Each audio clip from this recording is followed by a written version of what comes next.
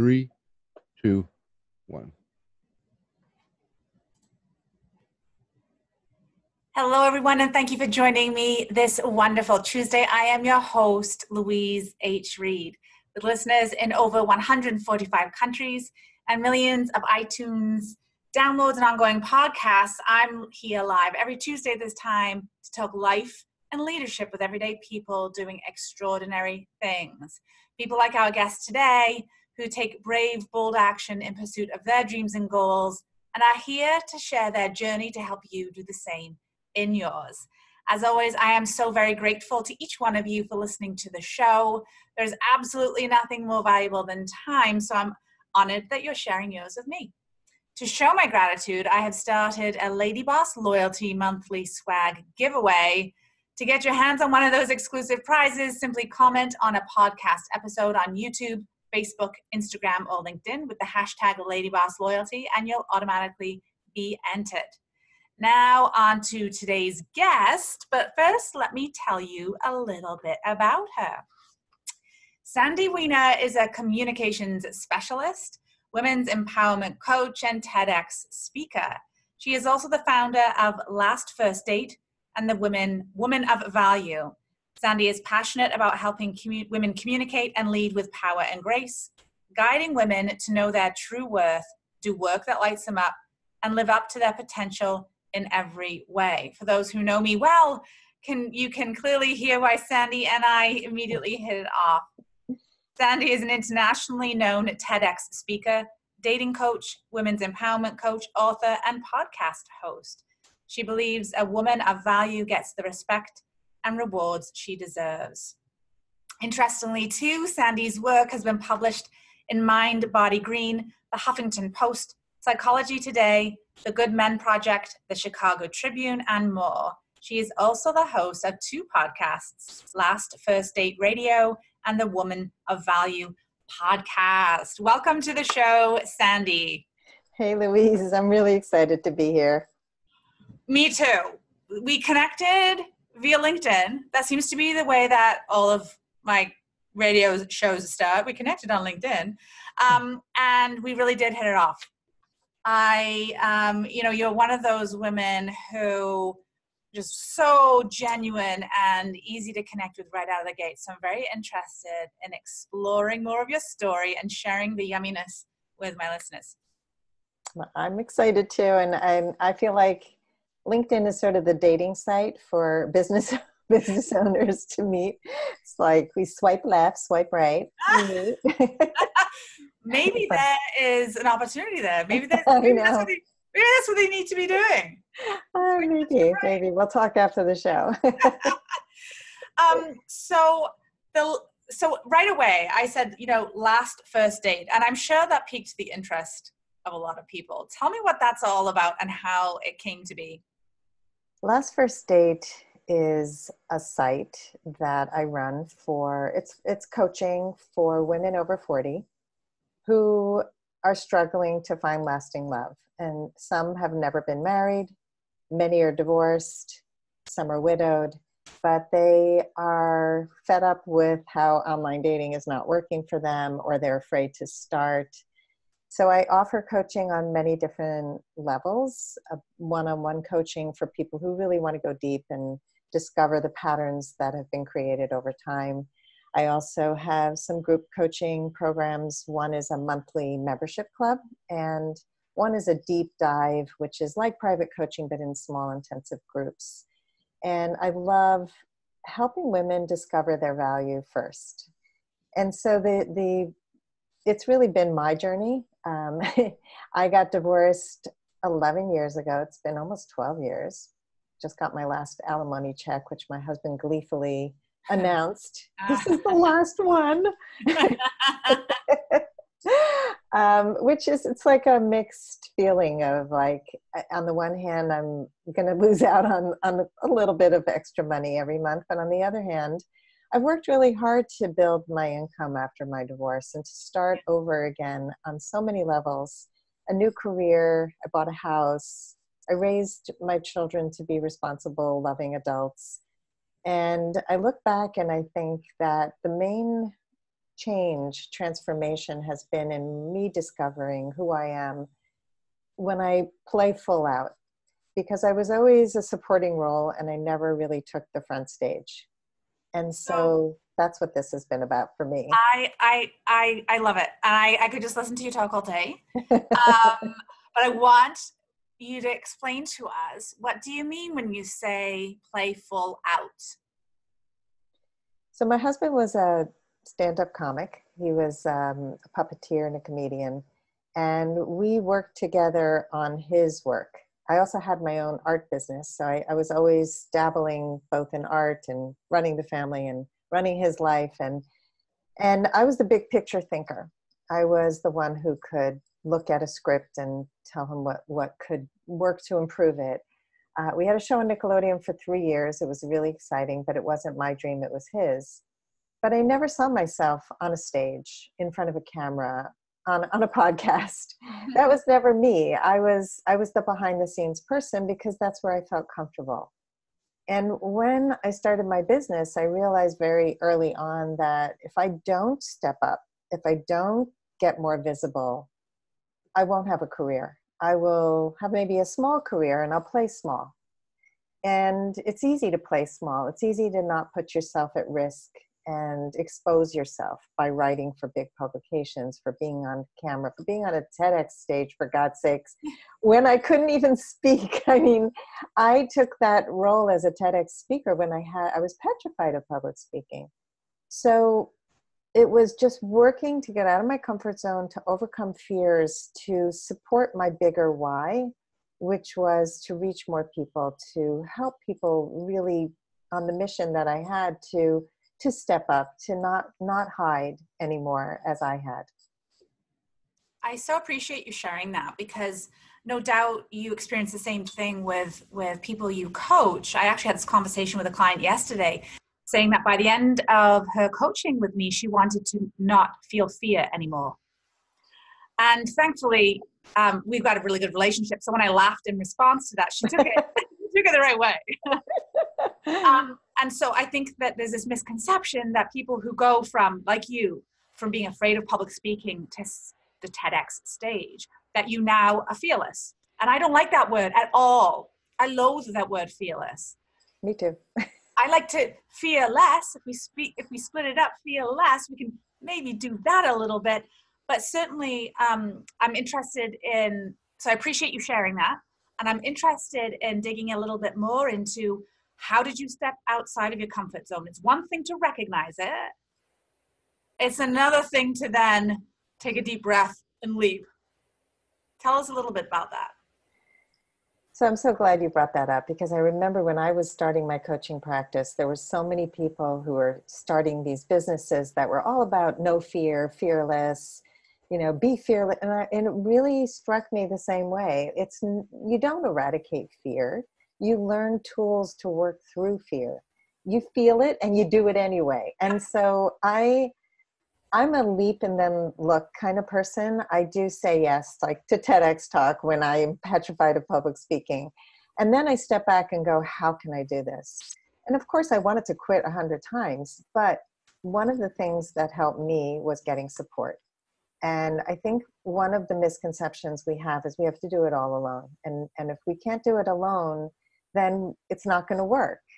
And so what are the steps I need to take to work through this fear? And identifying why you want to be on the other side of fear is the first step. It's like, what's the big picture? I have a message. If I don't share my message, then a lot of people are not going to hear it. And if they don't hear it, they're not going to transform in the ways that I have.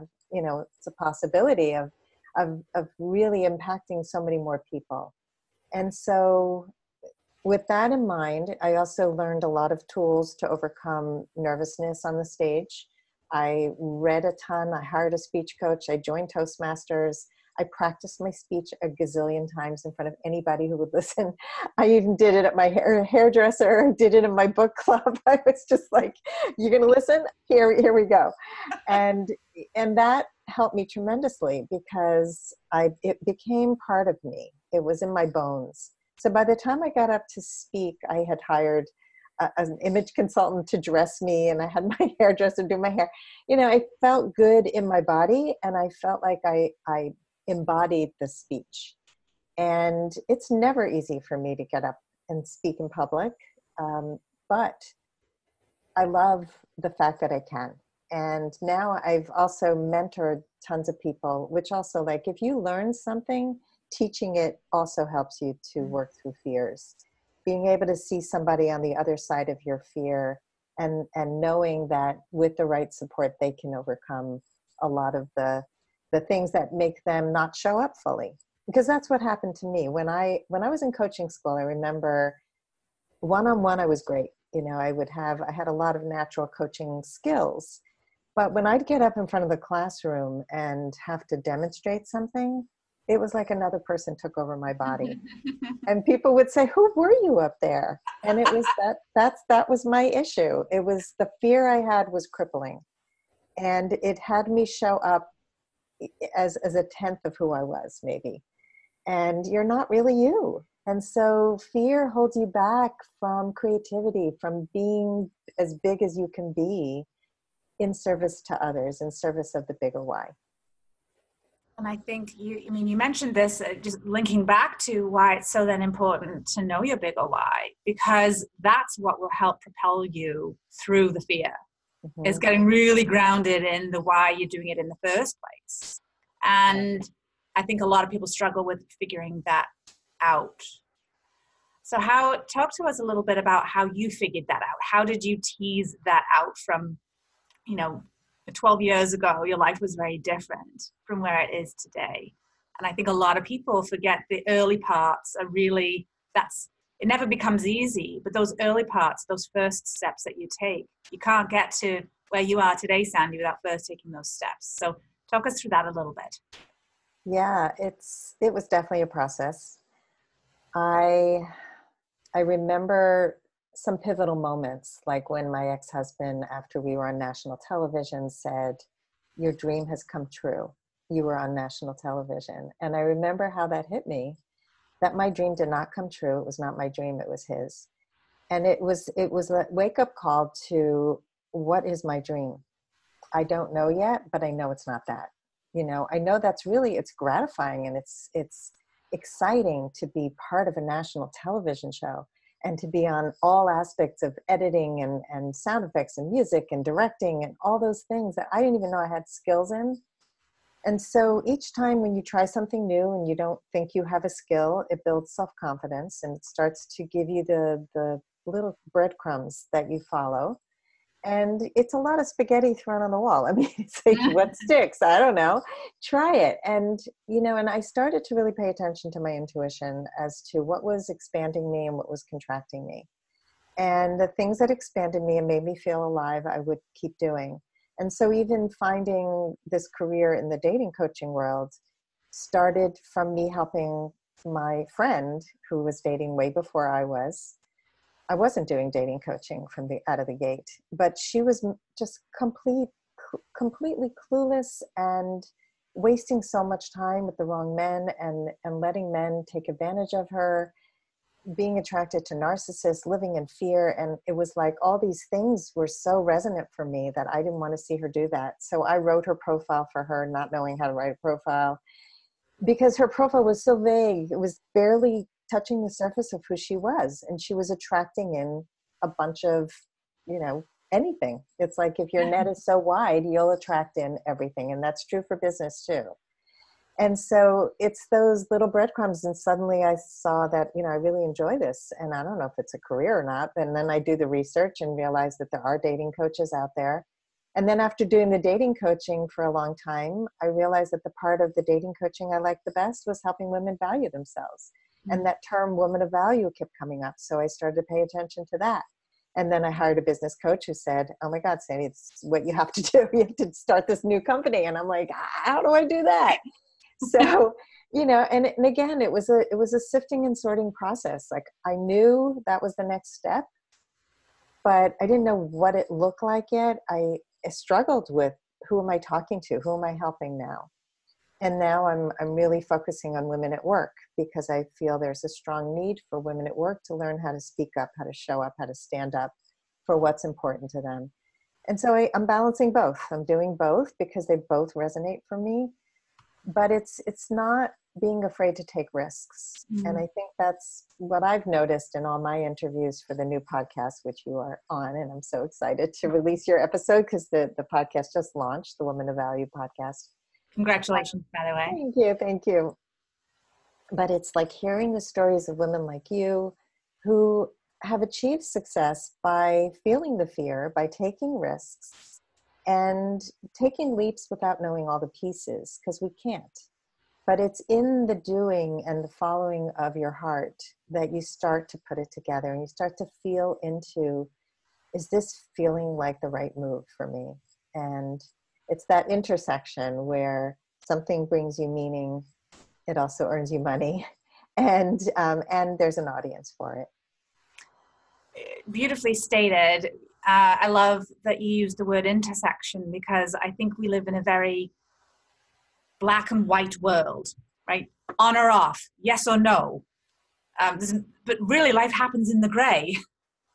Yes. And so this process of finding your bigger purpose isn't just a thing where you sit down one day and say, okay, this is it. Today is the day. It might come at one point where you have to make a jump where it's like that, but that isn't the process. And we live so much in our head that it's the intersection of the head and the heart, or the soul, whatever you want to call it. It's not then forgoing the head and just living in the heart. They both coexist within us, and being able to give the respect to the intuition that it knows. It really does. The number of times that I've spoken with people, I'm sure that the same, where they say, well, oh, my gut told me I shouldn't have done this. We don't give it enough credit. So I love the way that you shared with us how that was part of this discovery for you. It always is. Yeah, and when we ignore the gut, we make really bad choices, you know. And I can tell you, I could list all the things that I did where I knew going in, and even down to accepting the wrong clients into my practice. You see the hesitation, you see that they ask a million questions and they're really skeptical, and then they're not fully showing up, you know, and then, you know, things happen. And then it just recently happened with one of my clients where she said, I can't afford coaching anymore, and it's fine, you know, it's fine. And I just let it go. You know, you've got to let it go. You've got to be able to roll with how life unrolls, but also to get really clear, like, what are your standards in doing business, in dating, in anything? It's that balance of the head and the heart. Definitely bring your head along with your heart, because a lot of people I notice, it's more that they operate just as a head. Yeah. I think that's the bigger issue, is that we ignore our intuition. We don't trust our intuition because we've been told over and over, listen to what I have to say. I'm right, you're wrong. You know, you should do this. I'm listening to a harrowing podcast right now called The Shrink Next Door. Oh my God, I'm like obsessed. One of my clients directed me to it, and it's about a psychiatrist who I know. I happen to know him, and that was like so creepy when I heard his name announced. But what he did was he manipulated his patients to depend on him.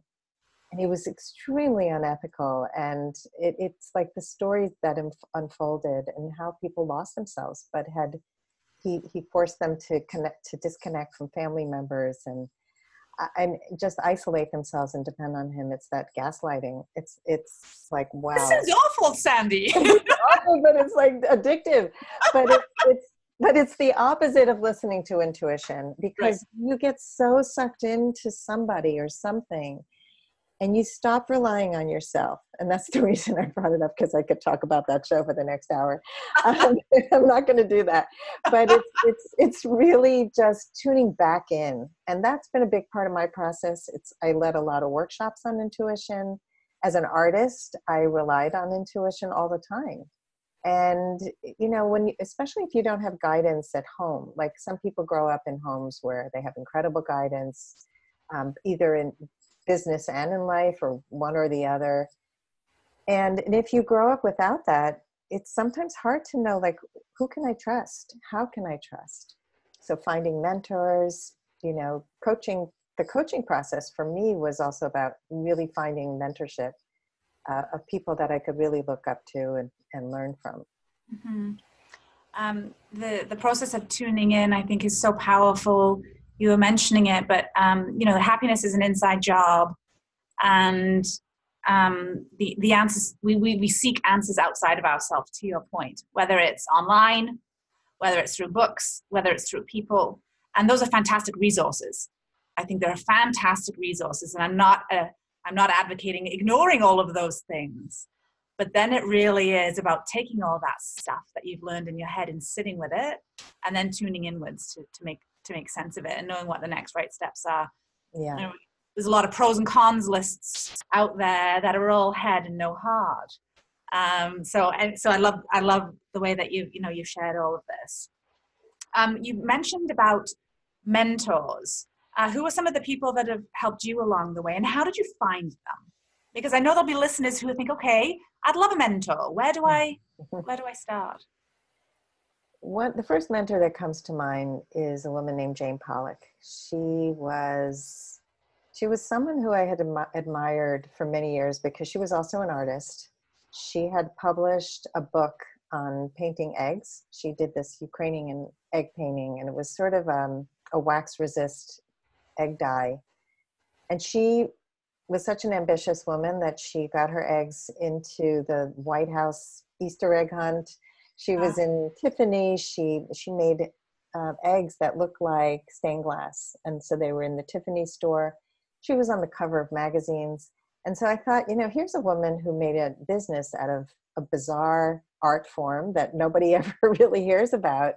And I was struggling to feel valued in my artwork. And so I looked up to her. I remember going to a demonstration she did at Borders Books, which no longer exists. And she was sitting there. She was young. And I was like, I want to be like that one day. And then I found out that a friend of mine went to coaching school with her. So her name came up again. And then a friend of mine who works for a big media company had hired her to help her with her public speaking. And she goes, you two have to meet. You have so much in common. You went to the same coaching school. You're both artists. Da, da, da, da. So I'm like, oh my God, but she's like up here and I'm down here. And so I meet her. We set up a coffee and I'm like petrified. I'm going through a divorce. I don't know who I am. My self-esteem is in the toilet. And I just remembered like just looking up to her. And about a year later, I hired her to teach a mastermind. She was leading a mastermind group for people who were trying to start their businesses. And I walk into the mastermind. And so I had already been divorced. I had hired this amazing coach who really helped me to broaden my sense of self and know who I was. And she goes, you're glowing. Like, what happened from the last time I met you to today? I want whatever you're having. And I'm like, wow, she wants what I have. So she ended up hiring my coach. And so our relationship went from mentorship, and I had hired her also as a private coach, to her getting divorced and hiring me as a coach to help her through her divorce and write her profile and help her find her boyfriend. And then we became accountability partners and good friends. And so what that relationship really taught me was, first of all, don't put people on a pedestal, that you're capable to help the people who help you.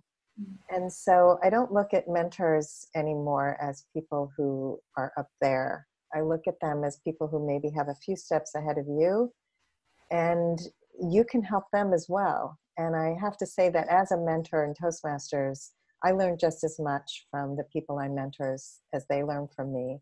And the same with my coaching clients. Just coaching has broadened my life so much, because whatever my clients are going through and the vulnerability that they bring, it just helps me to see my life differently, to appreciate, to have compassion. So Jane is really one of the key mentors. I've had mentors in Toastmasters. Um, I've looked up to people who have done women's empowerment, before me. And so Tara, what's her name? I have her book, Playing Big. Tara Moore? Yep. MOHO. Yep. Yeah. Tara Moore was somebody that I looked up to because she combined creativity and playing a bigger game. A lot of people on my podcast are people that I feel that I've learned a tremendous amount from. Lori Gottlieb, who has been a therapist and author. I just finished her book, Maybe You Should Talk to Someone. And it's so enlightening to see therapy from the point of view of like turning it on its head and really having compassion even for the most difficult people. Mm-hmm. So I feel like I learn from a lot of people. I don't have like a guru. I'm not a big guru person. I love how you've got such a broad perspective about mentorship, and I think that's a real gift to share that with my listeners, because I think you can find them then everywhere. You mentioned how someone who was your mentor, there was a shift and change in the relationship, and I think that it's kind of like, see mentorship like kind of like a jungle gym. Sometimes it's just where you are on that that structure. It just shifts and changes depending on where you're going, and you might have to take sideways steps, backwards steps to head in a different direction, and then depending where others are on the jungle gym relative to you at that time, might be people that you learn from or provide learning to. I love the fluidity of what you described. Thank you. And I just thought of other people who are my mentors, which are my children. Yeah. I learn a tremendous amount from them. And I think the pivotal moment for me came when I stopped trying to control my children and realized how much they had to offer me as a woman, as a parent. The humility of learning from the people that you're guiding into the world. I think you bring up a really interesting and important word, and that is control. And I coach women too, as you know, and I see that as something that is repeatedly a challenge that gets raised. And we're not just talking about controlling children, it's just control over the outcomes, control over the steps and the outcomes and the people, for very good reason. It's not, there's no malicious intent. Talk to us a little bit about how we get a handle, or how we let go. How do we surrender? Because that is the opposite of control. That is black or white. That is on or off. Yeah, it's such a great topic. And I just did a video on the art of surrender in dating. It's important to set goals, to really have a clear idea about where you want to go.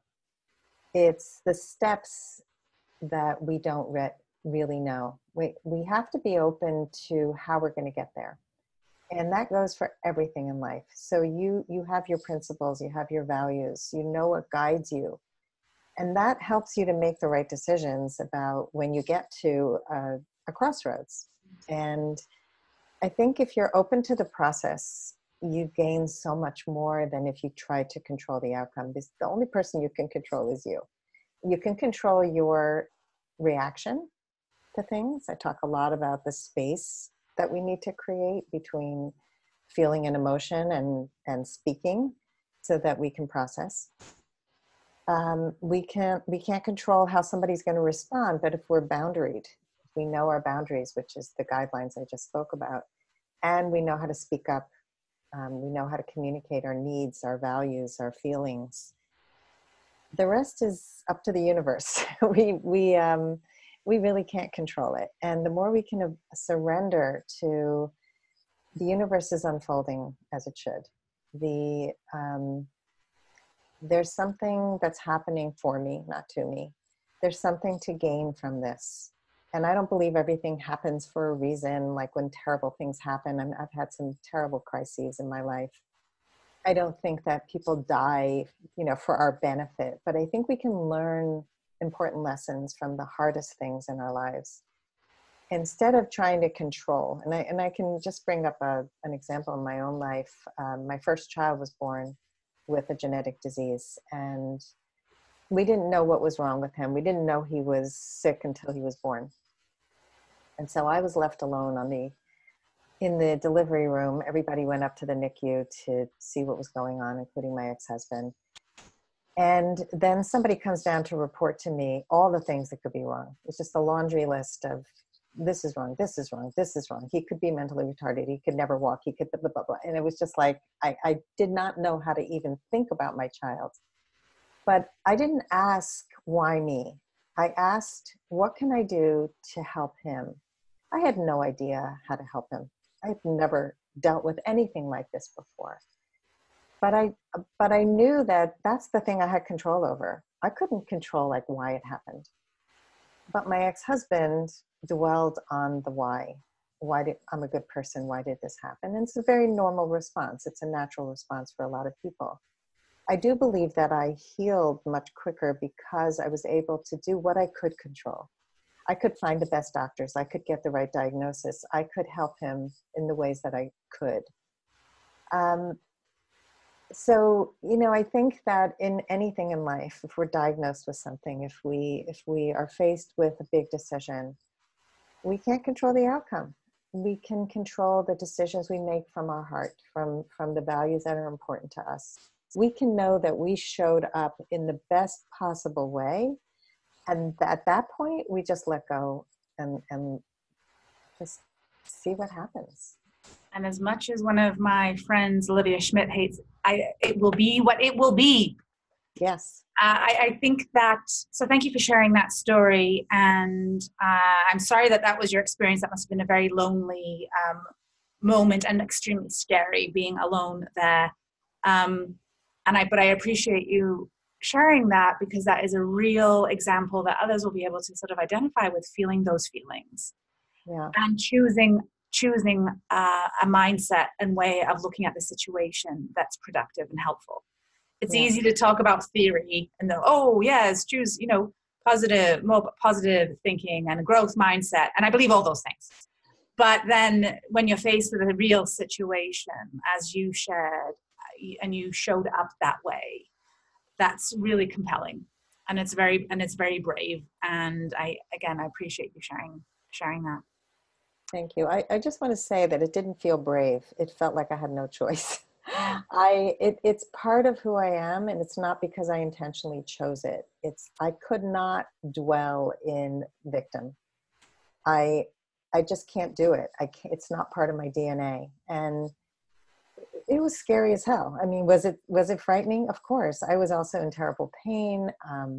It was a lot of things, and it was years. I mean, Avi lived to be almost 5 years old, and he died suddenly of a brain tumor. And again, it was, how do we mourn the loss? And I think for me, having mourned the loss of the child that I thought I was having was part of that process from the beginning. Instead of unrealistically looking at this child and thinking, oh, he's going to be fine.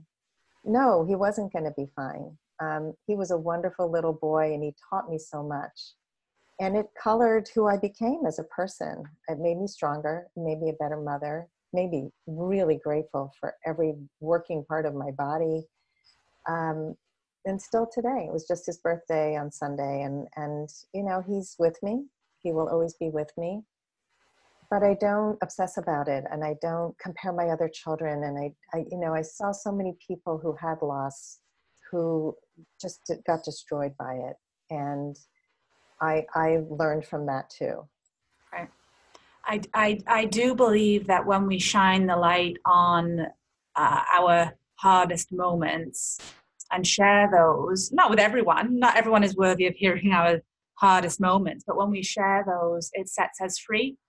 Mm-hmm. As opposed to bottling things up, we push them down. People think then that they are coping. It's a coping mechanism, but it's not a way to thrive. And I think that we are in a society where we do expect people to recover quickly. I remember my mom telling me that when she was growing up, she grew up in England, that people would wear black for a year after the passing of someone. So then outwardly, everyone just had a bit more compassion. There wasn't an expectation. Then expectations were dropped, and it allowed people to recover faster because they didn't have to pretend to be something that they weren't. Yeah. So what do you how would you suggest? So you mentioned that it wasn't a choice for you not thinking. I'm actually the same way. My sister got diagnosed with a life-threatening disease and was much older, and it was my sister, not a child of mine. And people would ask me, "Oh, don't you think, why me?" And my answer was no. I think, well, why not me? Why not you? I'm not chosen. We're not chosen ones. So that comes naturally to me, comes naturally to you. It doesn't, as you indicated to your husband. What would you suggest to someone who's listening who thinks, yeah, that's not my natural state, I want that to be? Where would they start? Well, it's really like you mentioned, growth mindset a few minutes ago. And I think that Carol Dweck wrote the book Growth Mindset. It's a good place to start. I think that when you look at how to train your brain to be, it's called mindset. Thank you. Of course you have that book. People can be trained to be more growth mindset oriented. I think that a lot of it comes from trauma, from early childhood trauma. And we often don't think of the little t traumas as highly affecting us, and they do. So a big T trauma might be the loss of a child, parents getting divorced when you're young, loss of a parent, abuse. But the little t traumas are, I moved 12 times in my childhood. My parents were never home. I was raised by the nanny. I was raised in a home that valued accomplishments and not who I was as a person. These are all reasons that people shut their brains down and become controlling and they shut their heart down and not their brains. So, they get valued for their achievements, but not their being. And so I think when we can be more expansive and really work on, there are tools that we can incorporate to start interrogating the truth of our black and white thinking. And Byron Katie, do you have her book too? I don't, actually. I don't. I don't either. But one of her practices is to really ask, is this true? And I love that question. How do we know this is true? And what if it wasn't true? What are some other ways to look at this? And so I do this a lot with clients and have them take their assumption or their black and white thinking and have them think of 5 other things it could be. Really look at contrary evidence that it's not true, and how can we start to incorporate that? Another thing that I find really helpful is what I talked about before when it comes to intuition. And it's really paying attention to what expands us and what contracts us. And I think when we start really tapping into our bodies and we're more embodied, we can live a more wholehearted, less black and white thinking life. So much richness in all of what you just shared. Wow. I heard Byron Katie for the first time, actually, just the other day on a podcast. One of my mentors was this a woman called Andrea Owen, and she's got Your Kick-Ass Life podcast. She's written a few books and stuff. And I actually had her on my show. That for me was scary because I reached out to her to ask to be on my show and she said yes. But anyway, I'd like your comment earlier of not putting people on a pedestal. It suddenly brought her like, no, she's part of this real world. But I heard about Byron Katie from her. So it's interesting work that I'm eager certainly to check out. I want to go back for a moment. You mentioned the video that you recently put out, The Art of Surrender in Dating. Where can people find that? And I want to put that in the show notes. So where can people find that video? They can look on my YouTube channel. It's Last First Date on YouTube. Awesome. Yeah, thank you. I have tons of videos. I do a weekly live in my private Facebook group called Your Last First Date. And I take those videos, edit them down, and put them up weekly. And so they're on compassion. The last one was about compassion. To me, like that's the word I love now. It's been pointing in my head like for the last couple of months, just the importance of self-compassion and the importance of compassion for others. And I think this trips us up too, where we look at people in the same kind of black and white way, and we're highly judgmental to try and keep ourselves safe. And when we can stop beating ourselves up as much and really be kinder and more loving to ourselves, it helps us to really see other people in a brighter light, and people who we would write off easily. And whether it's, again, in business or in romantic life, the women I know who have found love in the most surprise packages, because they've been open to, oh, I never dated a guy on a motorcycle, and I met this amazing guy. Or, you know, I never wanted to date a guy with tattoos. And I actually talked to one of these women who said that, and she was open to dating somebody who had lots of tattoos. And it turned out to be an amazing relationship. And I was talking about you and my podcast interview with you, and how I mentioned your tattoos, because it's such a great way. It's a window into somebody's soul. And I think instead of looking at, oh, tattoo people, they're this, you know, to really just be open to the humanity in each other. You know, the stories we make up about ourselves and others to make in an attempt to make sense of our world are really, it's fascinating when you do start to dissect it a little bit more as to what fact from judgment, assumptions, and generalizations. I actually do some of that in my leadership work with businesses, and it shocks people quite how much we state is fact when it really is not a fact. Yes. I wanted to hear a little bit more about self-compassion. I think that we associate in our society, a lot of people associate self-care with being selfish. And I see self-compassion as an element of self-care. Where would one start with trying to be kinder to oneself and showing more compassion? Where can we start? And I agree with you. Self-compassion is self-care, and self-care is definitely not selfish. I think what's selfish is not taking care of yourself, because then you're requiring other people to read your mind, to meet your needs when you're not meeting them. So I think people need to really flip that on its head and embrace the fact that the more conscious you are of what you need to thrive in the world, and you're starting to take care of that more and more, the more you're going to show up in the world as a person who is more compassionate to others and to self. So there are many ways to add more self-compassion. One is start with your morning routine. And it's amazing to me how many women start their day with the news, which is, to me, devastating.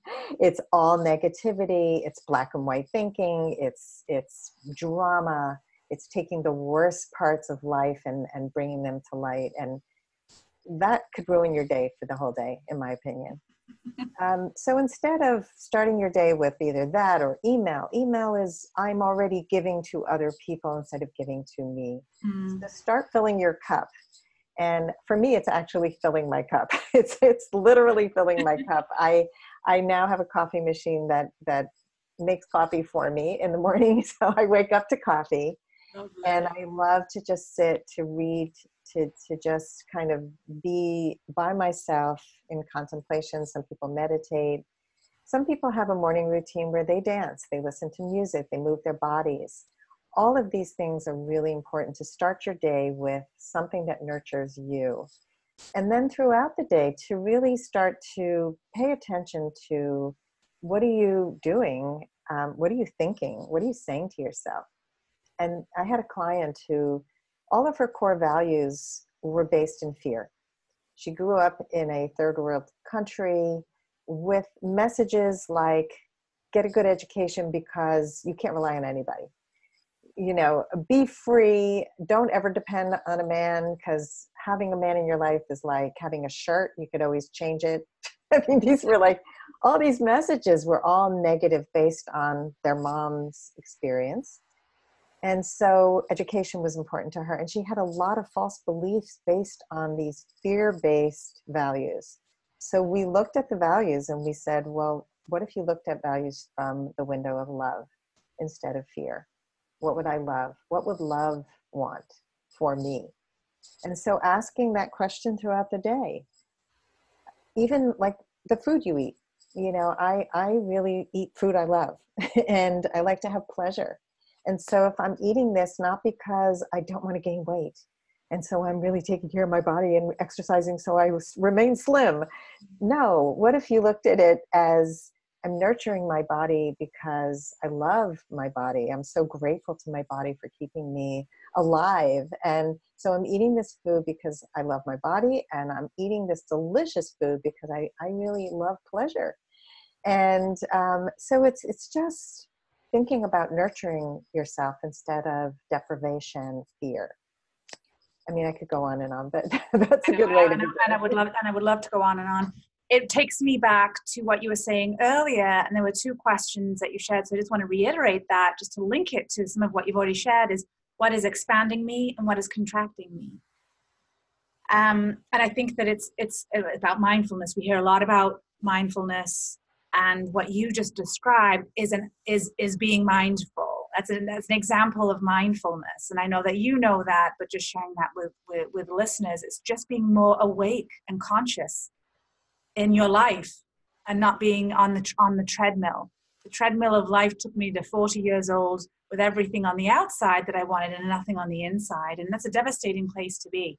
And so I really appreciate how you've shared some of your own personal journey and some really tactical examples of what others can do to start living a more mindful, present, joyful life.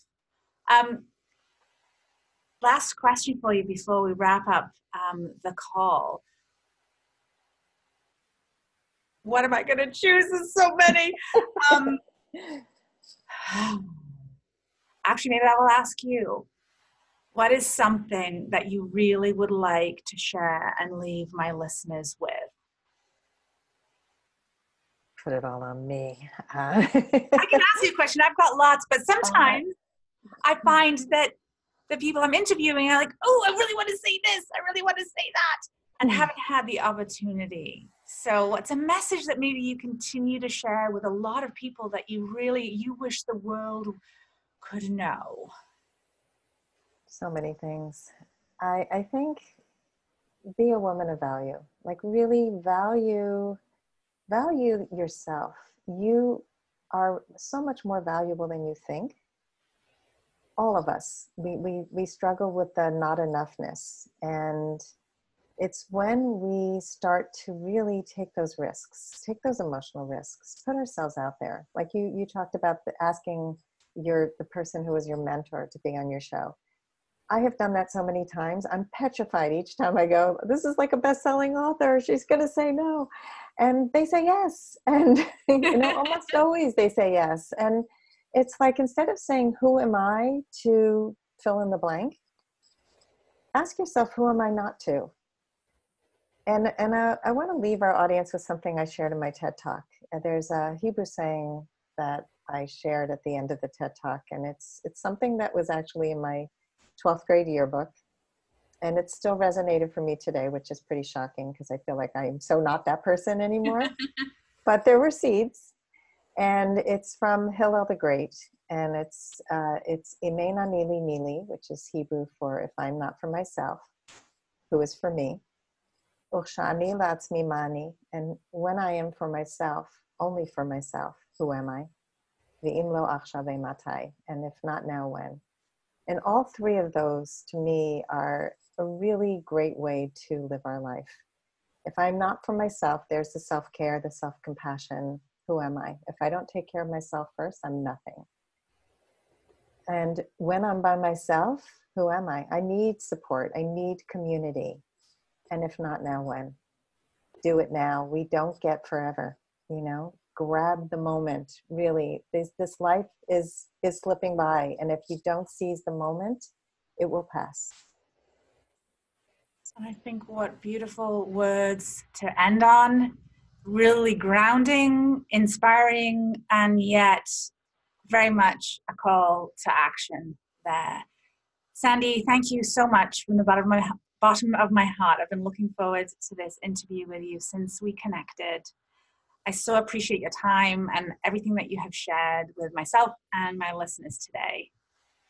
Thank you, Louise. I really enjoyed it too. I'm so glad. And I want to thank all of you as well, my loyal listeners, and remind you that information about my radio show and my guest, specifically Sandy today, can be found at louisehreed.com.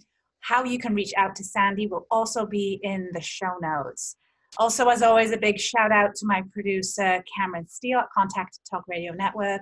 And yes, my love, who I did find internet dating, Jay Andrews. And finally, I'm here to highlight and showcase people like Sandy who are taking brave, bold action and whose actions have a positive impact in our world. With that said, I'd like to leave you with this quote: be bold enough to use your voice, brave enough to listen to your heart, and strong enough to live the life you've always imagined. Until next Tuesday at 11 a.m. Eastern Standard Time, I'm Louise H. Reed, wishing all of you an amazing day. Goodbye, friends.